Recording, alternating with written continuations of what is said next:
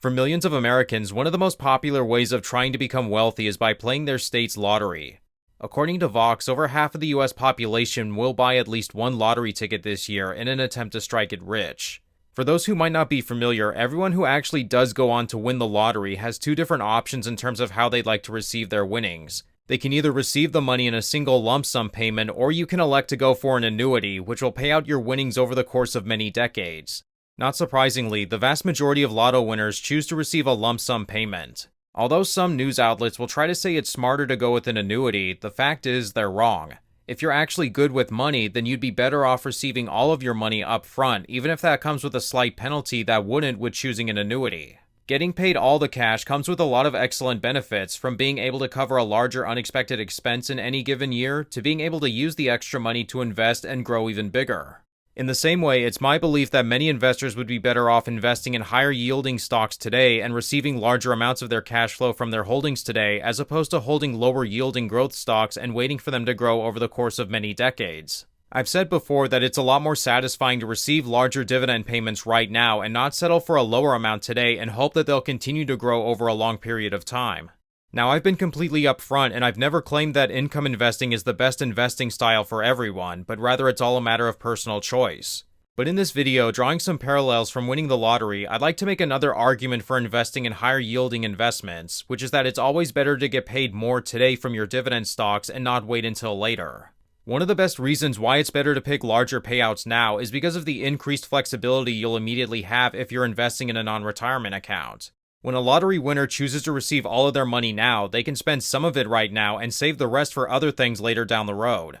They can anticipate a large purchase, cover a traumatic emergency, or even make other investments today with leftover cash. Let's imagine you have $100,000 invested in a higher yielding holding like Ares Capital, ticker ARCC.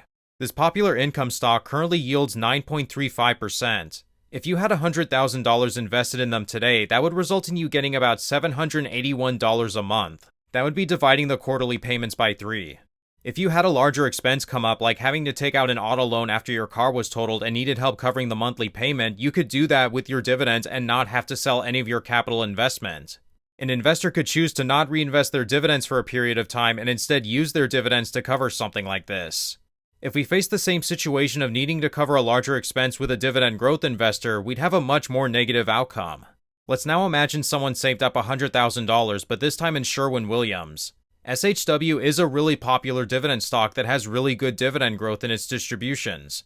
However, having $100,000 in their stock today would only result in you getting about $71 a month, again divided by 3. That obviously wouldn't be enough to cover a $300 or a $500 a month liability. As a result, if you don't have any other savings or enough savings, you would be forced to sell some of your shares, and that would mean earning even less money with each quarterly payment. The exact same situation is true for index fund investors. If you had to sell some of your capital to cover an emergency expense and the market just so happened to tank 20%, that's going to really hurt your future. But if you prioritize investing in higher cash-paying stocks, ETFs, and closed-end funds, you can potentially use that income for more purposes in your life now, as opposed to later or without selling shares. It doesn't just have to cover living expenses either. This money could be used to invest in other things, like stocks that are currently undervalued that you'd like to hold more of. Although I don't recommend doing this very often, but you can also use the higher dividends for lifestyle funding, like to cover a vacation. I'd actually suggest doing this every great once in a while, because I find you stay more motivated to save and invest more when you actually see the results of your investing. This could be something as simple as, instead of reinvesting your dividends on one of your holdings for a month, to instead use that money for a nice steak dinner.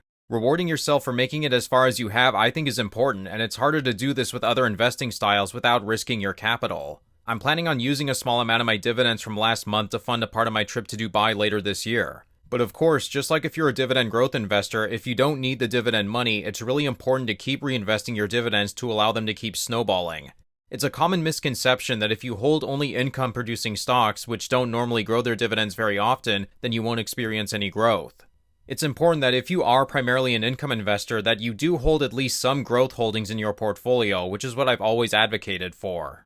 But another thing to do is to reinvest all of your dividends you don't need for your living expenses. People tend to act like this is some major flaw with income investing, but it's really not. Whenever you reinvest the dividends you don't need, you are growing your income. Now, if you are living off all of your dividend income and you can't reinvest any of it, then that is an issue. But that's why, again, I'd always advocate for placing some money into something with growth, like a dividend growth ETF.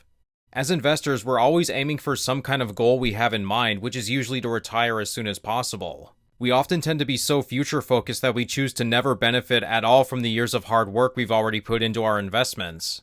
When you start investing right away into higher-yielding stocks, it'll require less money invested to receive actual worthwhile dividend payments. With dividend growth investing, you'll need significantly more money invested before you start seeing actual big progress. Dividend growth investors hope that their growth stocks will continue to grow without any interruptions over the course of decades and eventually pay a higher amount of dividends. With income holdings, I don't have to hope that this company will continue to grow their dividends at 3% per year for the next 30 years. I know exactly what to expect, and I can reinvest the dividends until I actually need them.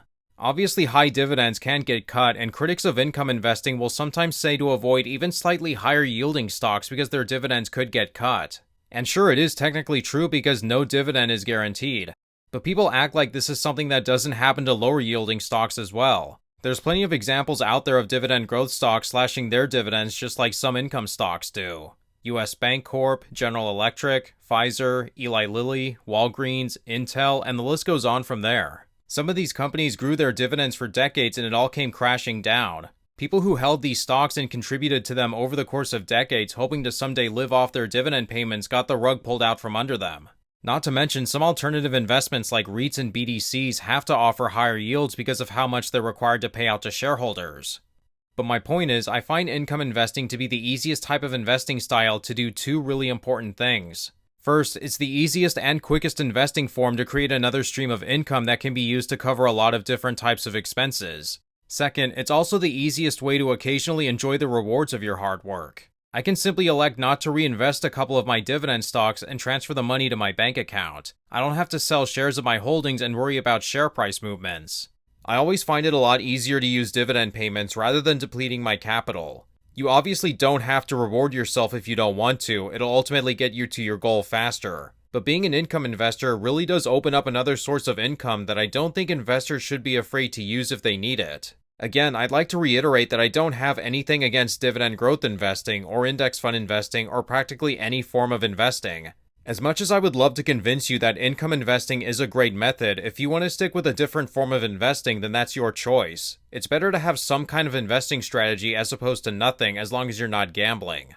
But it's because of the flexibility it offers, among other reasons, it's why I'm a big fan of this style of investing.